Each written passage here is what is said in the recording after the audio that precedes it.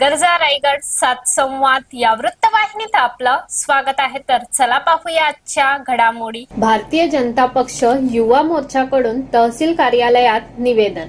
पेण भारतीय जनता पक्ष युवा मोर्चाकडून गेली 3 दिवस होत असणाऱ्या अवकाळी पावसात बाधित झालेल्या शेतकऱ्यांचे तातडीने पंचनामे करावेत व शासन नियमानुसार जी मदत देता येईल ती मदत द्यावी या आशयाचं निवेदन पेण तहसील कार्यालयात निवासी तहसीलदार प्रसाद कालेकर यांना दिले। त्याचप्रमाणे तालुका कृषी अधिकारी यांना तसेच पेण पंचायत समिती गटविकास अधिकारी यांना देखील यावेळी निवेदन दिले। यावेळी युवा मोर्चाचे दोन्ही विभागांचे अध्यक्ष स्वप्नील म्हात्रे व विवेक म्हात्रे यांच्या समवेत कृषी उत्पन्न बाजार समितीचे प्रफुल्ल म्हात्रे, कानले सरपंच मुरलीधर भोईर, जिल्हा चिटणीस प्रवीण पाटील, अजिंक्य पाटील, प्रशांत थवई, हरेश पाटील, गणेश पाटील यांच्यासह मोठ्या संख्येने युवा मोर्चाचे कार्यकर्ते उपस्थित होते।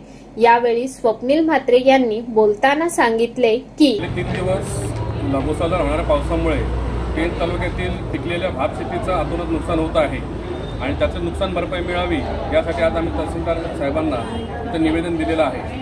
आज डोंगराळ भागातील आदिवासी समाज आहेत, त्यांनीही नुकताच भाजीपाला व फळभाज्यांची पेरणी केली असेल। या पावसामुळे त्यांच्याही मेहनतीचं आणि याचं पाणी झालेलं आहे। आम्ही विनंती करतो, आता मागच्या वेळी तहसीलदार साहेब, प्रांत साहेब, आमदार साहेब, खासदार साहेब यांनी सर्वत्र फिरून पंचनामे केले, पंचनामे झालेही, पण त्यांची मदत बहुतेक शेतकऱ्यांना अजूनपर्यंत मिळालेली नाही आहे आणि त्याच्यामध्ये ही गेले 3 ते 4 दिवस पुन्हा पाऊस जोरात पडत असल्यामुळे आता जे राहिलेली उरली शेती होती तिचंही नुकसान झालेलं आहे। अनेक भात शेती कापलेल्या शेतामध्ये पाणी साचलेलं आहे, त्याच्यामुळे ते बीज भाताचं बीज जे आहे ते पुसायला लागलेलं आहे।